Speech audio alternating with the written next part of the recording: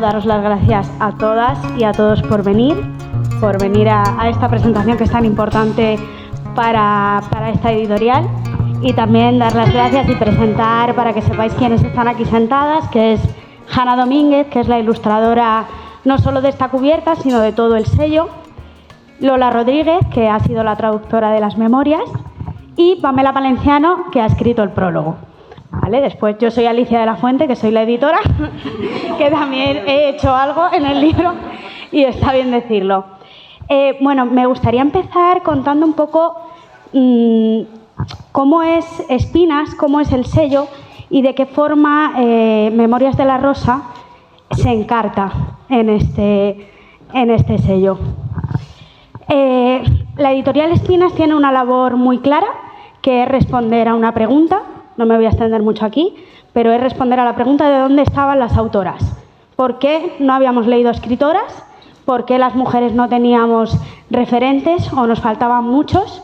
Y sobre todo, la editorial quiere ser una respuesta para dar esos referentes que no hemos tenido o que nos han faltado. No me quiero extender mucho aquí. Tenemos ya, este es nuestro 6º título. Tenemos 3 libros que son de memorias y tenemos 3 que son novelas. Todos ellos tienen una carga social o política muy importante, son libros muy relevantes que creo que son testimoniales y aportan mucho al panorama literario, y la pena es que nos las hayan ocultado o escondido o no las hayamos tenido a mano hasta ahora. Bueno, entonces, ¿cómo encaja Consuelo de Saint-Exupéry en el catálogo? Cuando yo descubro a Consuelo, fue hace ya algunos años, yo tenía un blog de escritoras, ¿no? Porque toda esta labor editorial de rescate comienza primero con este blog, ¿no? Con unas reseñas que yo me proponía hacer de estas autoras. Cuando monto el sello tengo clarísimo que quiero acceder a Memorias de la Rosa, que quiero conseguir estos derechos, porque creo que Memorias de la Rosa y Espinas tienen que estar juntas, ¿no? Y ahora por fin lo están, y espero que para siempre. Memorias de la Rosa es un libro importante por muchos motivos. Primero, porque todos conocemos el apellido Saint-Exupéry. Todas aquí hemos leído seguramente El Principito, o por lo menos lo tenemos en el imaginario, y sin embargo probablemente ninguna conocíamos antes a Consuelo, o muy pocas. Con esta mujer se ha secuestrado su obra y se la ha silenciado de una manera brutal.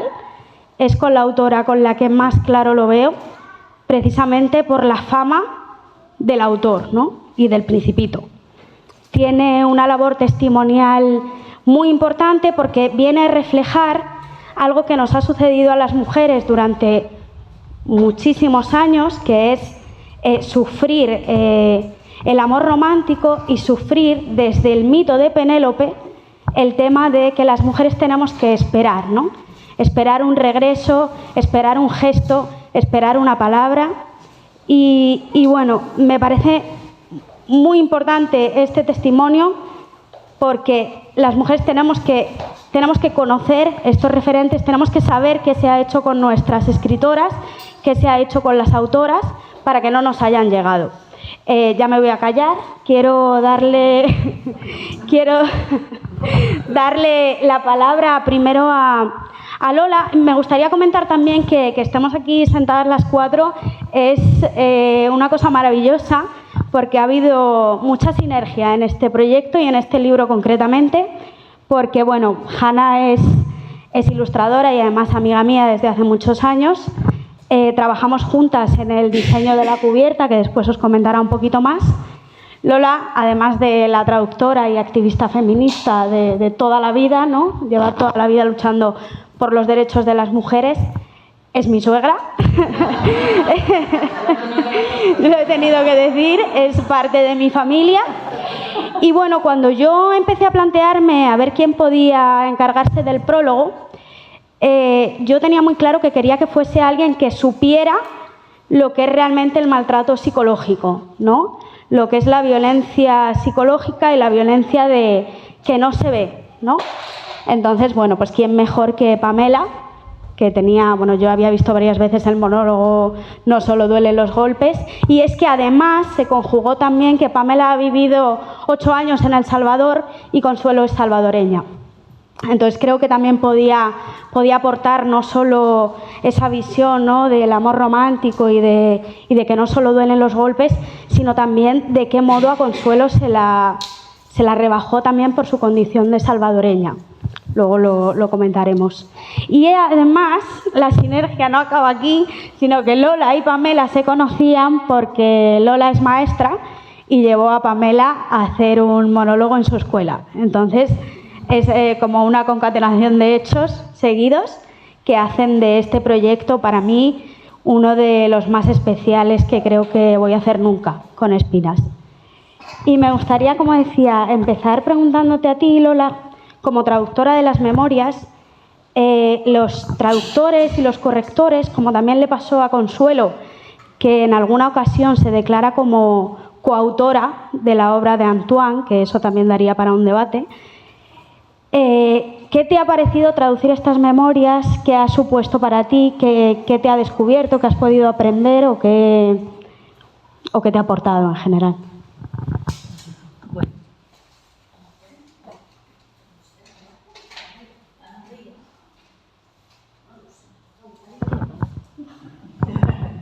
Bueno, ya hemos cambiado el micrófono. Bueno, no pasa nada. Bien, bueno, yo encantada de estar aquí con Ali, que es mi nuera, pero es como si fuera mi hija. Bueno, eso es un tema familiar, pero que yo creo que estamos viviendo juntas el proyecto desde el principio, desde el minuto 1. Y bueno, traducir a Consuelo, bueno, ha sido ir descubriendo cómo el patriarcado nos atraviesa a todas. Es decir, yo siempre tengo un esquema que, bueno, esa pirámide, ese iceberg de la violencia, ¿no?, que empieza con la violencia invisible y luego con cosas que apenas son perceptibles porque están asumidas socialmente, y cómo eso se va haciendo después más visible, pero aunque lo único que veamos de la violencia machista sean los asesinatos, parece que es lo único que nos llama la atención, pero hay todo un entramado social, político, económico y a todos los niveles que nos atraviesan a todas, que es el patriarcado, y que también lo he descubierto traduciendo a Consuelo. Además es muy sorprendente porque me lo tengo que leer otra vez, cuando ya lo haga como lectora simplemente, porque aquí, por ejemplo, cuando vemos el tema de por dónde empiezan muchas violencias, que es con el tema de la anulación de una persona, de la invisibilidad, no solamente ya como artista, sino como persona propiamente dicha, como mujer, cómo se desvaloriza lo que hace, cómo le atraviesan todos los egos por ser mujer, además por ser de otro país, por ser latina, por un montón de cuestiones que se va viendo en lo que ella va relatando. Pero además lo va relatando de una manera natural, que no me sorprende, pero sí me encoraja, me da rabia, ¿no? Porque digo, contamos las cosas porque son naturales. Es decir, a ti, si Antoine de Saint-Exupéry te deja sola, te tiene esperando toda la vida, luego viene para que lo consueles en plan hijo y tal y cual, pues parece que eso es lo normal. Y ella nunca lo hace desde el odio, ella siempre lo hace desde el cariño, una persona a la que estima, a la que quiere. Entonces vas descubriendo poco a poco que todo ese patriarcado que nos atraviesa, toda esa violencia, yo lo llamo violencia, desde el minuto 0, porque si no es una estrategia social, política, económica del patriarcado para dominar a las mujeres, porque sin violencia no nos podrían haber dominado durante tantos siglos. Eso está claro, es decir, si te invisibilizan, si te dicen que no vales para nada, o simplemente lo que tú haces está muy bien, pero eso son cosas de chicas, o tú eres artista porque eres escultora como ella, o escribes, pero eso no tiene importancia, lo haces en tus ratos libres, parece que no aporta nada a la vida cultural. Todo eso se va descubriendo poco a poco, página a página, y ya os digo que algunas veces me cabreaba, ¿no? Porque decía, jolín, esta mujer siempre estaba esperando que en el siguiente capítulo dijera, hasta aquí hemos llegado, Antoñito, que hemos terminado las relaciones. Sin embargo, jamás se revela. Sí se queja en el sentido, bueno, pues en el sentido sumiso, en el sentido del amor romántico, como decía Ali, que nos hace vivir ese amor tan desigual, de dominación, sumisión, que ella lo vive así. Cuando está sola y tiene que sobreponerse a las situaciones difíciles en las que la deja muchas veces su pareja, su marido, sola, pasando hambre o metiéndola en un psiquiátrico o cualquier cosa, pasando no completamente... No hagamos spoiler, que la gente no lo ha leído. Bueno, quiero decir, son momentos difíciles en los que ella, cuando sale, sigue pensando que el hombre de su vida es este hombre que la está maltratando, vamos, que es un maltrato evidentísimo. Y ahora lo vemos. Quizá cuando ella lo escribía, pasa ahora, muchas mujeres que pueden contar ahora qué le pasa con su pareja o con su amor, lo sigue viviendo como nos lo han enseñado desde pequeña en los cuentos de hadas. Es decir, siempre estamos esperando al príncipe azul y aunque sea malote, pero como al final yo soy su flor, como al final yo soy alguien a quien quiere, pues lo sigo queriendo de la misma manera. Entonces, bueno, yo creo que con esto un poco sí que he ido viviendo y descubriendo que el patriarcado no es un hecho aislado, que no nos pasa a mí o a ti o a aquella mujer, que no son casos aislados, que es el patriarcado, y que está muy bien visibilizar cómo han vivido las mujeres desde siempre esta situación. Aunque ellas lo cuenten, lo mismo que Consuelo lo contaba Ana Dostoyevskaya, anda que el nombre, bueno, es que la cosa tiene tela. Yo soy de pueblo, entonces hay palabras que se me resisten, pero quiero decir, lo han contado con naturalidad, sin rebeldía, pero hay una cierta rebeldía nada más que en contarlo y en visibilizarlo para que sepamos que eso ha estado pasando desde siempre y tenemos que tenerlo presente para que no vuelva a ocurrir. Sí, gracias, Lola. Es una historia que contiene muchísimo sufrimiento. O sea, porque al final el título y la cubierta y el apellido lo que nos dan a entender es que ella es la Rosa, ¿no?, del Principito. Ella es ese personaje que es tan caprichosa y tan orgullosa en el cuento infantil, pero que luego al final es una mujer, ¿no? Es una mujer que espera y es una mujer que bueno, pues que vivió una historia muy intensa, muy apasionada, pero de muchísimo sufrimiento y que al final hemos vivido casi todas las mujeres, ¿no? O sea, muchas se van a sentir reflejadas en estas esperas y en estos silencios, ¿no?, que a veces son bueno, a veces no, estos silencios que son violencia también en muchos casos, como también comenta Pamela en su monólogo.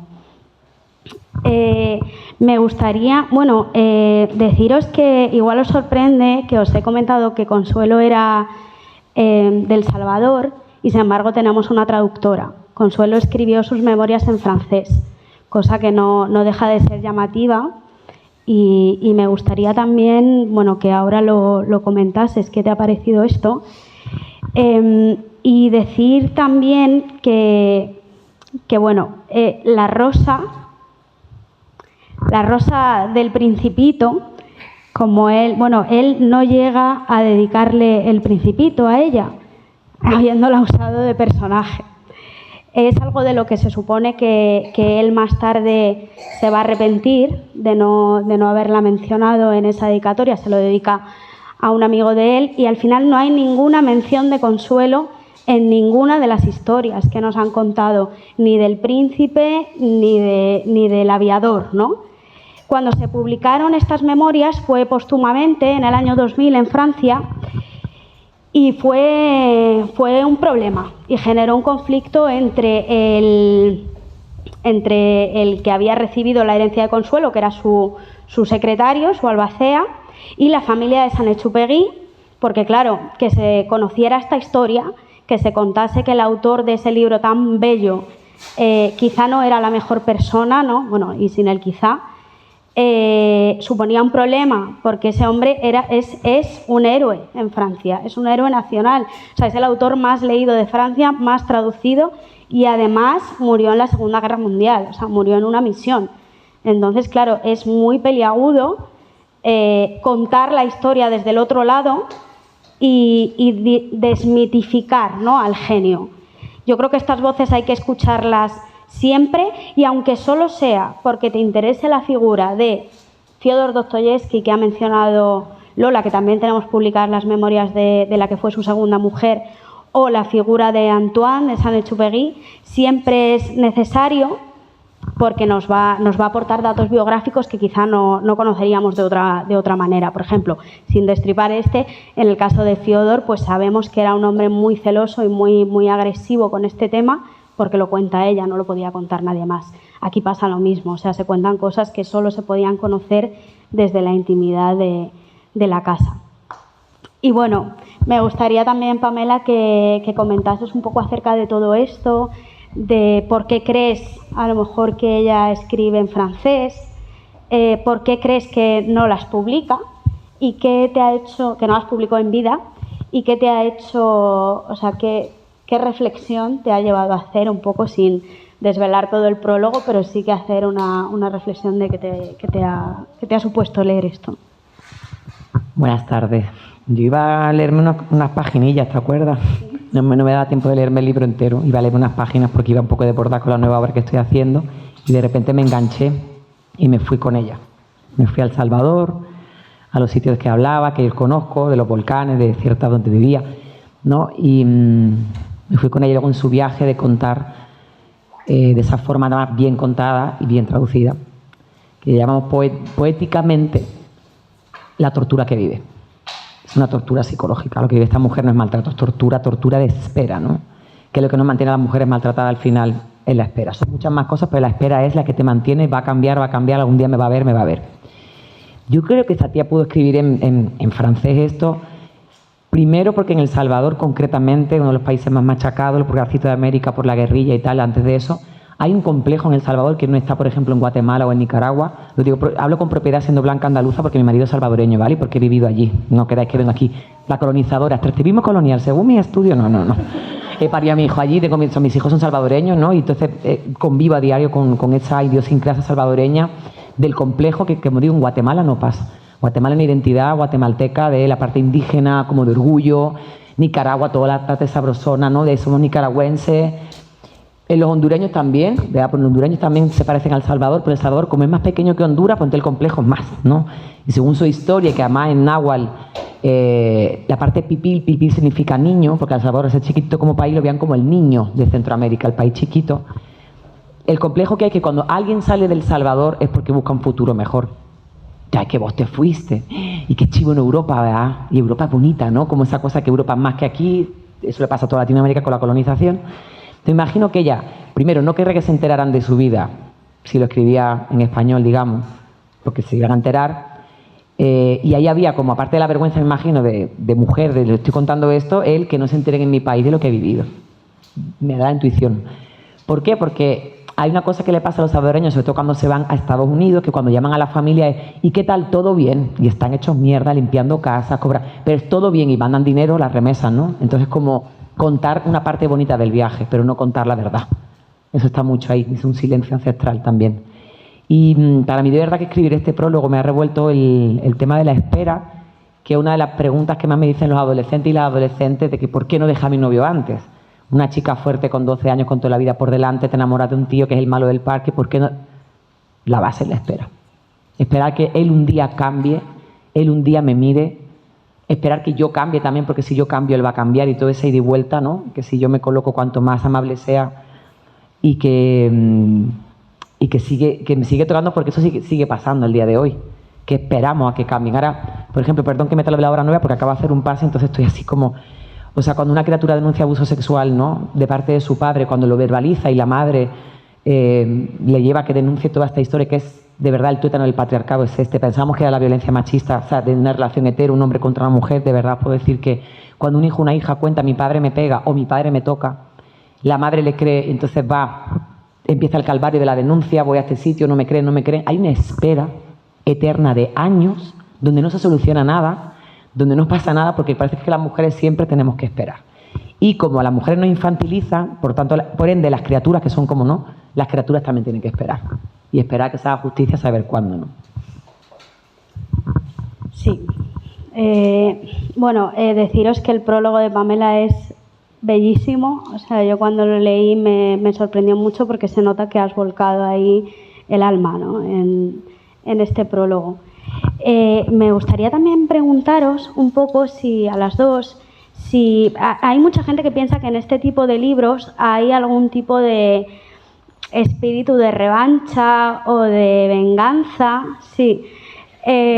Yo, bueno, cuando me preguntan por qué creo que ella no publicó el libro en vida, creo que es evidente que no se atrevió, o sea, que se le iban a echar encima. Ya le pasó al heredero en el año 2000, que es que estamos hablando de ayer. O sea, si ella lo hubiese publicado en el 46, que es más o menos cuando se estima que lo escribe, que fue al poco de morir él, hubiera sido, bueno, yo creo que para ella una catástrofe. O sea, hubiera sufrido otra tortura más, ¿no? Otra violencia y una cancelación.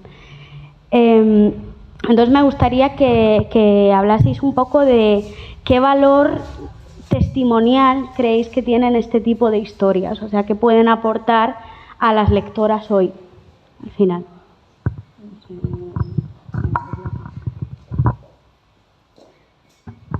Esta vez sí.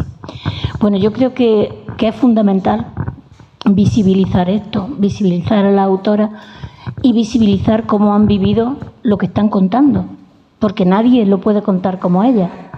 Y yo creo que no publicar, Consuelo, aparte de que se le echara el mundo encima y la familia de su marido y ese grupo social que se creían superiores, y sobre todo ante ella, que era latina, ¿no?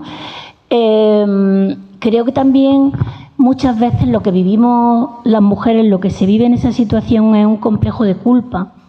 Esa espera, parece que si yo hubiera hecho tal cosa, quizá, además ella lo hacía, es decir, si yo me hago tal cosa me lo voy a ganar, quizá cambie de actitud, quizá pueda estar mejor, la próxima vez que venga sí que vamos a estar juntos. Entonces, creo, primero, porque es muy difícil visibilizar las cosas y que encima socialmente esté aceptada, porque lo que tú vives socialmente no es tan importante.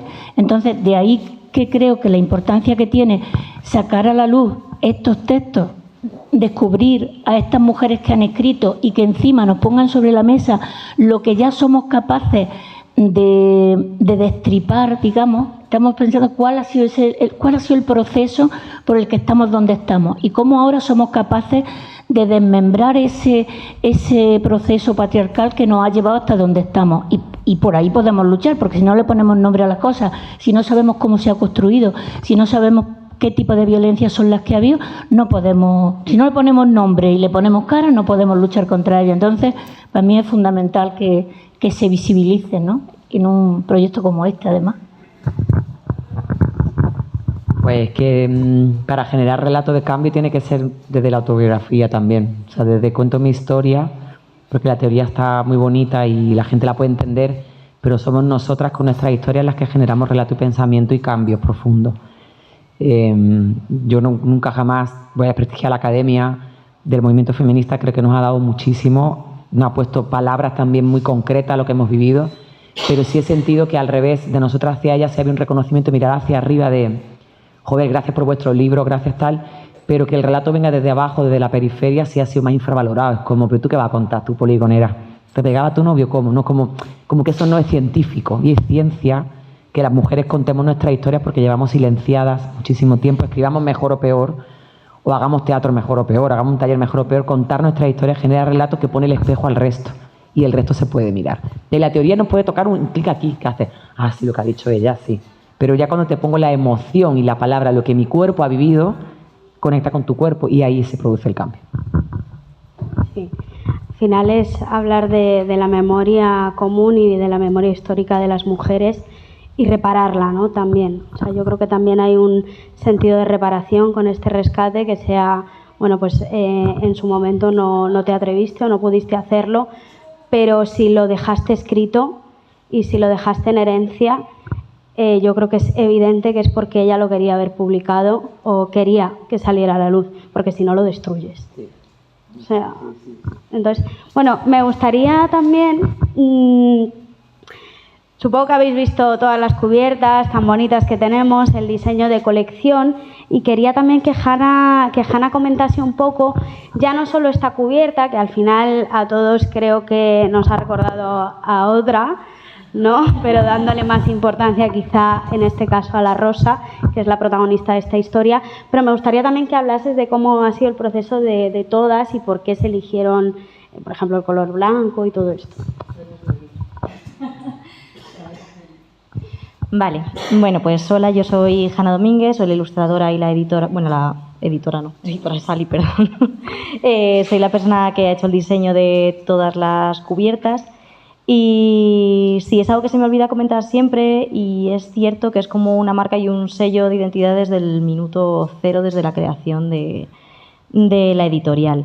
Y es que estamos muy acostumbrados a ver, por ejemplo, editoriales que parten desde lo oscuro, desde lo negro, desde colores, pues eso, como más oscuros. Y nosotros desde el principio, partiendo de la idea que tenía Ali de querer rescatar y querer sacar a la luz autoras, evidentemente teníamos que partir de un color blanco, de un color luminoso que permitiese que todas las ilustraciones y todo lo que estamos mostrando aquí, desde empezando por el nombre, por el título y por todo, destaque sobre este color blanco, porque al final el blanco es luz y esto es lo que queríamos un poco que tuviesen en común todas las portadas, porque algo sí que teníamos muy claro desde el principio, y Ali era una de sus premisas, era que tú desde el momento en el que veas una cubierta, ahora que además llevamos 6 títulos ya es mucho más fácil, tú vas aquí arriba, por ejemplo, y ves un título de espinas y sabes que es de espinas.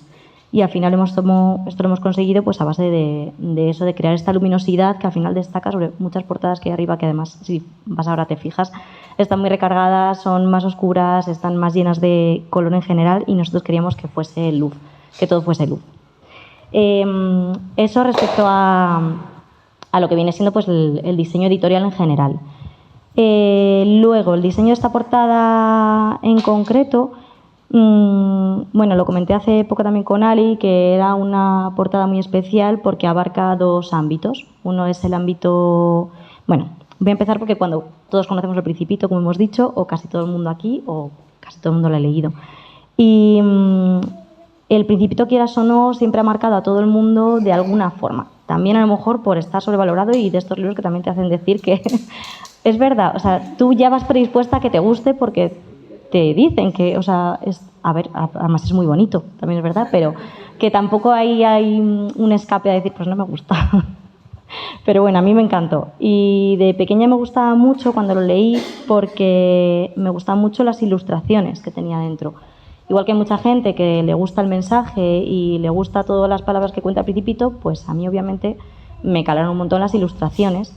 Ilustraciones, por cierto, hechas por el propio autor, como habíamos comentado. Que eso para mí era súper importante, que el autor había hecho las ilustraciones que se mostraban aquí. Y bueno, entonces, desde el principio Ali me vino con una idea bastante clara, y era hacer un homenaje directamente a la portada del Principito y a las ilustraciones del Principito. Esto aquí se puede ver con algunos conceptos como, por ejemplo, pues las estrellas, los planetas, y que al final de alguna forma ves la portada y sí que ves reflejado el Principito. Pero lo ves reflejado desde otro punto de vista, desde un punto de vista pues mucho más maduro y mucho más adulto de lo que lo veías el Principito, que está mucho más infantilizado. No debería, pero está infantilizado. Y luego voy a hablar un poco de los elementos que nos encontramos. Para mí en este libro el color era muy, muy, muy importante. De hecho, cuando hicimos una primera... Aquí siempre cuento como anécdotas. Hicimos una primera impresión y salió, me mandó Ali el resultado y salió súper oscuro, súper oscuro, súper oscuro, y era un auténtico desastre. Y yo diciendo, Ali, no, que no puede salir el libro así, que justo en este libro los colores son súper importantes. Hubo un par en las rotativas. Sí, en las rotativas, que no puede salir así. Hubo un momento de susto absoluto, pero lo conseguimos salvar. Y al final, por fin, sí que salieron los colores como queríamos, que lo podéis ver cuando tengáis el libro en las manos, tiene un montón de matices, porque la rosa, que es lo más principal, lo principal, y que representa Consuelo, igual que Consuelo, tiene un montón de matices. Todos los colores que tienen, no es solo una rosa roja normal, es una rosa que tiene un montón de matices de colores, y esta es una forma de representar también y de homenajear a Consuelo. Luego, por supuesto, está el planeta. Hay elementos que son directamente cogidos de Principito, pero hechos a nuestro estilo de la editorial y bueno, y aportando pues nuestra personalidad. La avioneta hace referencia al autor, que directamente él era piloto, quien no lo sabe pues ya lo decimos. Él era piloto de avioneta, y entonces pues era una referencia directa a él. Igual que Consuelo tiene su referencia, la avioneta que está rodeando la rosa también lo es. Y por último el payaso, que no me voy a olvidar esta vez de decirlo. Bueno, no soy la mejor lectora, ¿vale? Pero me perdonáis. Hay una frase que me mandó Ali, porque nosotros cuando empezamos a trabajar en las portadas, ella me va mandando lo que son píldoras y me va mandando textos que a mí me puedan inspirar. He visto esto, pues te lo mando por si te ayuda, por si te inspira. Y obviamente sí, siempre ayuda y siempre inspira, porque si no es muy difícil trabajar desde cero. Y era un pequeño párrafo que decía así: amaba al niño grande que era mi marido, y él lo sabía, también me amaba. Pero quería ser libre y yo me reprochaba el hacerle volver a mí cada vez. Había dejado unas letras y un bonito dibujo que era su retrato, un payaso con una flor en la mano. Muy confuso, un payaso torpe que no sabía qué hacer con su flor. Más tarde supe que la flor era yo, una flor muy orgullosa, como dice en El Principito. Y este es el papel tan importante que tenía el payaso, que supongo que a priori cuando coges el libro no entiendes qué hace un payaso en esta portada. Pues esa es la explicación. Y creo que no me he dejado nada esta vez. Muy bien. Sí, yo quería comentar también en cuanto al tema del diseño blanco. Como ha dicho Pamela, el lenguaje creo que es importantísimo. Y yo hablaba mucho cuando me preguntaban sobre el rescate de autoras, de desenterrar, de sacar de las sombras. Y al final me parecía todo tan oscuro que de alguna forma el lenguaje que no es verbal, que es visual, también es importante, y también es una manera de como decía Hanna, darles luz a las autoras y decir que bueno, que no son una cosa son de otra época, evidentemente, pero no son lecturas de otra época, son lecturas muy actuales y bueno, me parecía muy importante que visualmente le quedase claro al lector que no es una cosa oscura, del otro lado, del margen.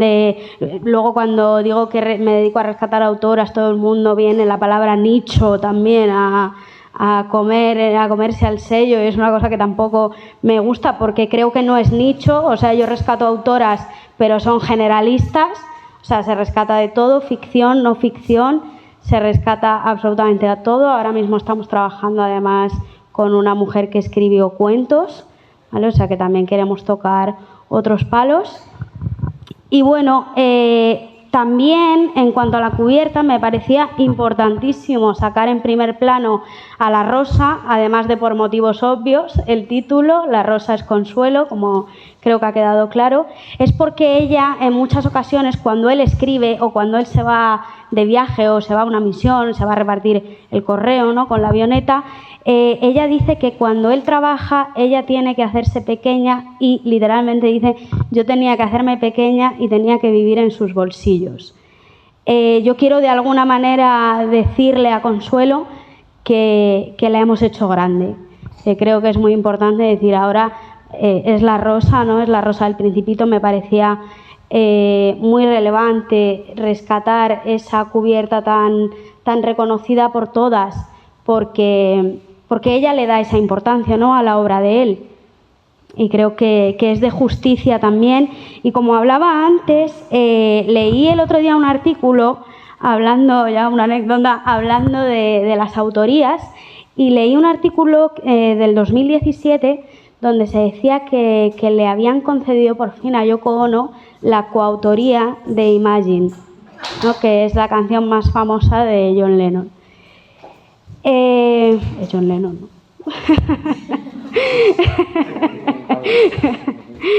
Me pareció súper importante porque Yoko Ono también es una figura que ha sido siempre como súper denostada y súper apartada. Fue la que separó a los Beatles y la mala, ¿no? Al final las mujeres siempre somos las que separan a los colegas y las que somos las malas. Y bueno, me gustaría que cuando lo leyerais, cuando ella cuenta cómo hace el proceso creativo con él, porque a mí me ha hecho reflexionar sobre el tema, si no pensáis que eso es una coautoría. Ahí lo dejo. Me gustaría, por mi parte, yo acabo con esta reflexión. Y bueno, me gustaría también preguntarte, Pamela, preguntarte un poco. Sí que es verdad que has hablado del tema de que en El Salvador hay mucho complejo y todo esto, pero si has visto en el libro actitudes de él o de la familia de él que hablen, que también nos digan algo sobre esto. No sé si te acuerdas. Sí, me acuerdo. Sí. La cosa es que, un apunte, la familia de él era antisemita, pero llegaron a decir que mejor que se casase con una judía que con una extranjera.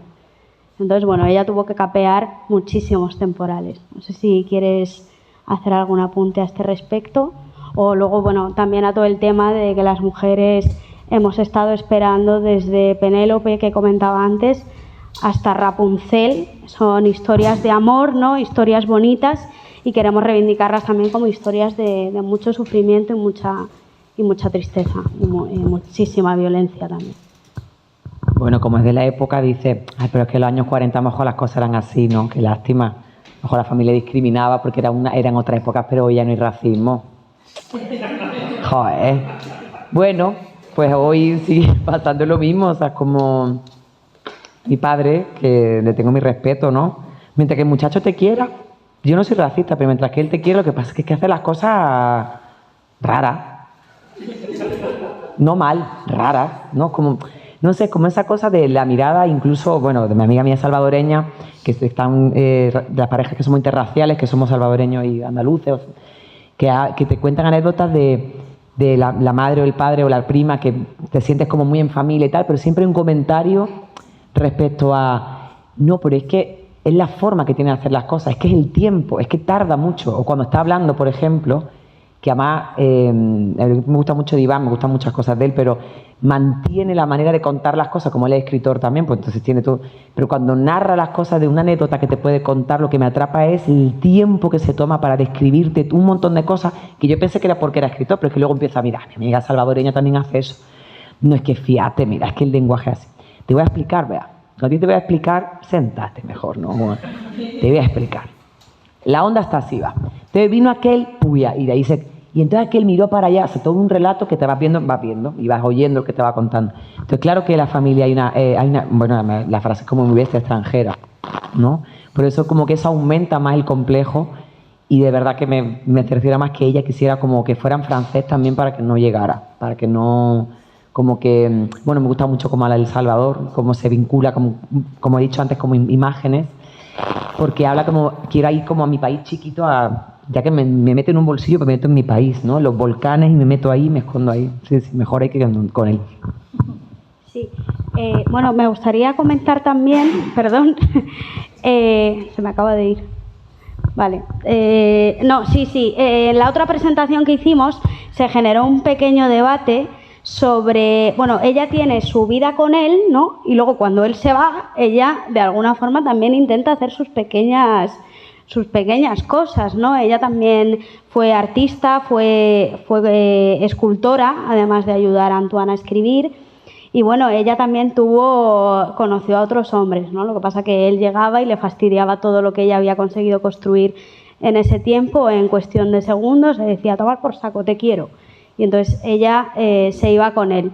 Probablemente, quizá os enfadéis un poco con ella, como contaba Lola que pasaba, ¿no? Que da rabia, pero al final es las historias de tantas mujeres.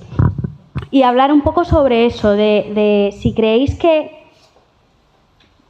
cómo vivió esa dualidad de la fragilidad de la rosa y de cómo él la veía, cómo él sabía que la iba a tener siempre, y luego la mujer que ella era también en su vida íntima, porque sin desvelar nada, pero hace cosas que son, o sea, muy valientes, ¿no?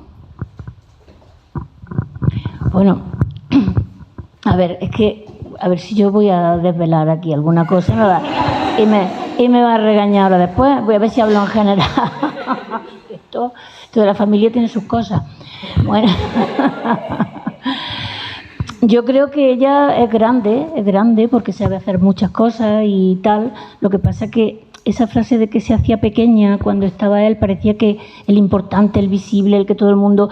Es más, de alguna forma, sus amigos y sus amigas, los amigos y amigas de su marido, siempre la culpan de... Bueno, ya le está regañando, pues seguramente lo retrae y tal. Es un poco como la culpable de que él no pudiera vivir a lo grande, ¿no? Y él se sentía pequeña en ese sentido porque estaba esperando que él la quisiera, que siempre volviera, que estuviera en esa historia.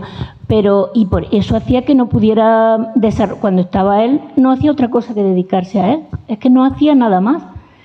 El tiempo que le quedaba después era cuando podía hacer lo que a ella le gustaba, ¿no? Escultura, escribir, cuando estaba en fin, las distintas cosas que va haciendo, y porque yo creo que esa forma de...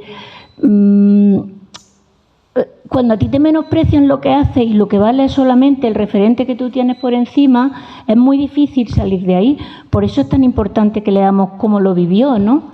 Porque además estoy completamente de acuerdo con lo que decía Pamela, que es verdad que los referentes que tenemos, las referentes feministas, académicas y tal, que nos han dado muchas teorías y que hemos tal... no tienen en cuenta esa parte, ¿no? Estamos siempre pensando si las mujeres rompemos el techo de cristal, pero no pensamos en las mujeres que recogen los cristales, ¿no? Que son las que limpian. Entonces, ver las vivencias de cada una de las mujeres en ese sentido nos identifica y nos revela y nos dice efectivamente que no es un caso aislado, que no es tú o yo, que es que esto es una cosa que estamos viviendo ahí. De ahí la importancia, y ella lo vivía pues como la mayoría de las mujeres que viven esa invisibilidad y que no se sienten reconocidas, porque además, si es que muchas veces nos da hasta apuro decir, si yo no soy capaz.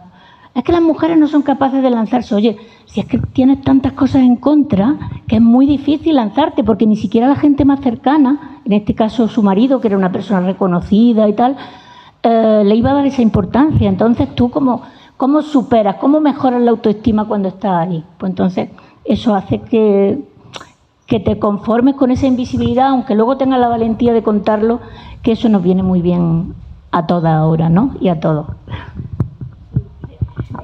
Al hilo de esto, leí el otro día un artículo de una encuesta que habían hecho en Estados Unidos a hombres y a mujeres, sobre si se verían capaces de pilotar un avión en el caso de necesitarlo, ¿no? De muerte del piloto, muerte súbita. Pues no sé si un 70% de los hombres decían que sí, que por supuesto, y el porcentaje de las mujeres era bastante inferior. Entonces pero bueno, también hay que conocer nuestros propios límites. Yo creo que yo habría dicho que no, claramente. Y no sé si quieres apuntar algo más al hilo de lo que comentaba Lola, Pamela. Pues si os parece, si tenéis alguna pregunta o comentario, pues... Bueno...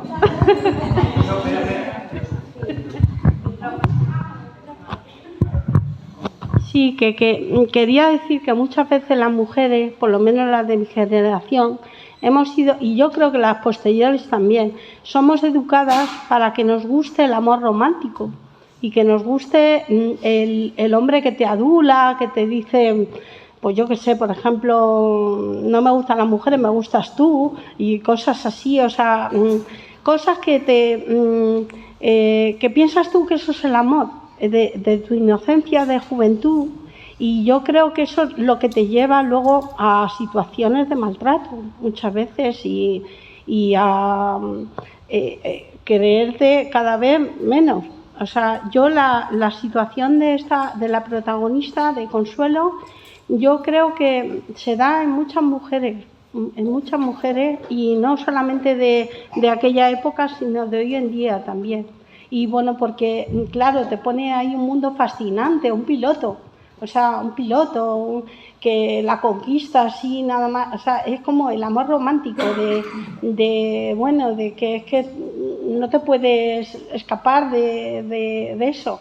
Y luego pues trae unas consecuencias nefastas. O sea, yo diría a todas las mujeres de hoy en día que para nada vayan por un amor romántico, o sea, que se fijen mucho más en otras muchísimas cosas de un hombre, porque, o sea, bueno, ya sabemos que el físico no debe ser de las primeras cosas que te debes de fijar, y son de las primeras que te fijas, pero luego la realidad de la vida te enseña que deberías haber elegido por otras cosas.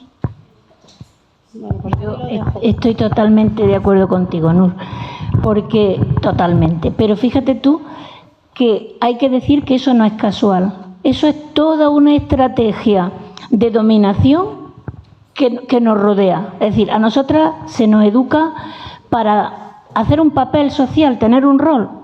Y tú tienes que ser madre, cuidadora, entonces tú tienes que cumplir una serie de roles para que la vida social tal y como está siga adelante. Si nosotras nos rebelamos, como tú dices, muy bien dicho, y buscamos otro tipo de relación de igualdad, de igual a igual, donde no haya sumisión ni control, pues entonces el mundo va a cambiar mucho, porque entre otras cosas, toda esa parte que nos toca de cuidado gratuito, es decir, que a nosotros nos ha tocado cuidar a lo largo de la historia, pero de forma gratuita, es decir, sin que se valore, incluso cuando las mujeres se convierte ese cuidado en trabajo, es el peor valorado y es el peor pagado, y es el que está, es decir, que es toda una estructura para que nosotras formemos parte de eso y no rompamos los esquemas. Y al final nos perjudica a todos. Si tenemos peor trabajo, tendremos peor sueldo, tendremos peor pensión y seremos la gente más pobre de la tierra. Así en general, ¿no? Entonces hay que rebelarse. Estoy totalmente de acuerdo. Y quiero decir una cosa contigo, que yo creo que todos los hombres no son del amor romántico. Que hay hombres y había antes y hay ahora que son compañeros. Claro, claro que sí. Y van de la mano de ella y no como de posesión sino que hay, o sea, un poco de... Algo vamos avanzando, claro que sí. Yo vivo rodeada de hombres, tengo un compañero y 2 hijos varones, o sea que fíjate tú, quiero decir que, bueno, que todo el mundo dice, yo quiero tener una hija para hacerla feminista, pues no, yo quiero tener hijos para hacerlo feminista, porque lo de la hija es más fácil y bueno, no está saliendo mal hasta ahora, aunque hay que mejorar. Vale, pues no... Bueno, hay una expresión en castellano que dice poner negro sobre blanco. Y cuando habéis hablado de vuestra imagen editorial me ha venido a la cabeza. Poner negro sobre blanco es dar testimonio de algo que está ocurriendo, sentar un acta notarial de algo que está ocurriendo, ¿no? Entonces me parece desde ese punto de vista muy, muy acertado lo de que hayáis elegido el blanco de fondo y el negro en la tipografía. Eso por un lado. Y por otro lado... yo colaboro con una asociación feminista del barrio de Lucero, que por cierto, Paloma, tú has colaborado con nosotras el año pasado, que yo no pude ir, pero estuvo genial. Y bueno, pues doy clases de español a señoras mayores. Y bueno, lo que aprendo con ellas y lo que me cuentan y lo que descubro, pues fíjate, una de ellas que es como la más empoderada, la que ha escrito poesía, que ha publicado libros, se los ha autopublicado, pero bueno, que es como la he visto yo siempre como la más liberada. El otro día nos confesó, porque estamos precisamente ahora hablando pues de María Lejárraga, estamos sacando todas las mujeres olvidadas de la historia, de la literatura, y ella nos hizo una confesión que nos dejó a todas muertas. Durante 20 años había estado escribiendo cartas a la familia de su marido, porque ella es muy de escribirle cartas a su propia familia, y entonces no quería dejar de lado la familia de su marido y también les escribía cartas a la familia de su marido y las firmaba con el nombre de él. Y durante 20 años la familia estaba recibiendo cartas de ella firmadas como si fueran él el que las escribía. Luego recientemente ella les ha confesado que las cartas las escribía ella, y alguna de esas tías y de esas ya le dijeron, no, si ya no lo imaginábamos. Sí. ¿Y no os extrañaba que firmara como Ramón? Bueno, es lo normal, ¿no? Pues yo qué sé. O sea, no se habían planteado, se imaginaban que las cartas las escribía ella, pero lo más duro es que ella ha estado haciendo eso, ni siquiera firmaba con el nombre de los dos, firmaba con el nombre de él nada más. Y dio para una reflexión muy bonita en clase. Y bueno, pues enseguida les voy a dar a conocer vuestros libros porque creo que les van a gustar. Nada, solo quería comentar eso. Pues muchas gracias. Sí, estamos cansadas también de escuchar este tipo de testimonios, ¿no? Y de anécdotas. A mí, bueno, concretamente con este libro, ya me han dicho varias mujeres, el libro acaba de salir, casi no se ha leído, pero las que lo han leído ya me han dicho: Ali, he vivido una situación muy similar, Ali, a mí me pasó esto, Ali, a mí, o sea, es que es terrorífico, ¿no? O sea, y es al hilo de lo que comentaba mi madre antes, que hoy lo estamos viviendo, o sea, que esto no es algo, este libro no es del siglo XIX, o sea, este libro es del siglo XX, es una mujer del siglo XX, lo escribió en el año 46, se publicaron en el año 2000 y aún así se le echaron encima, o sea, que creo que sí, que se está cambiando, ¿no? Gracias a la lucha feminista y gracias a la lucha de mujeres bueno, y de hombres también, en muchos casos, que estamos luchando por la igualdad, pero todavía queda mucho camino y ojalá dentro de algunos años, cuando yo publique otro libro que cuente un testimonio similar, no se me acerque nadie, ninguna chica joven, a contarme que ha vivido lo mismo. Eso es lo que me encantaría. Desgraciadamente hoy sucede. O luego en cualquier otra presentación, ya no de también siempre se me acerca alguna chica a decirme: lo que has comentado de los referentes me pasó a mí estudiando biología, o me pasó a mí estudiando bellas artes, o me pasó, pues que tampoco suceda esto, ¿no? Que no se oculte el valor cultural de las mujeres y la memoria histórica de las mujeres que comentábamos antes. En este sentido, por ejemplo, lo que has comentado, María Lejárraga, está siendo una labor de visibilidad brutal porque ha conseguido llegar hasta los Goya. Entonces, que una historia como esta, que por cierto, o sea, es que es muy fuerte también, este tema daría para otro debate, que todavía están en pleitos con el nombre del marido, porque el nombre tiene que estar, porque fue lo que dejó en el testamento, y su nombre por narices tiene que estar, aunque todos sepamos que no lo escribió él. Pues su nombre por narices tiene que estar. Entonces, bueno, yo espero que con proyectos como estos, con gente como vosotras que estáis comprometidas, ¿no? Y comprometidos, esto vaya cambiando. O sea, yo creo que la perspectiva es optimista ahora mismo. Y no sé si queréis comentar algo más o lo dejamos con este bello broche. Optimista. Vale, bueno, deciros que tenéis todos nuestros libros por si queréis echarles un ojo también a las novelistas que tenemos o las otras memorias que hemos publicado, y que cualquier cosa yo voy a estar aquí por si queréis comentar lo que sea. Vamos a estar aquí un ratillo y nada, dejamos ya la librería, que esta gente tendrá que descansar también. Es broma. Pues muchas gracias a todas por venir.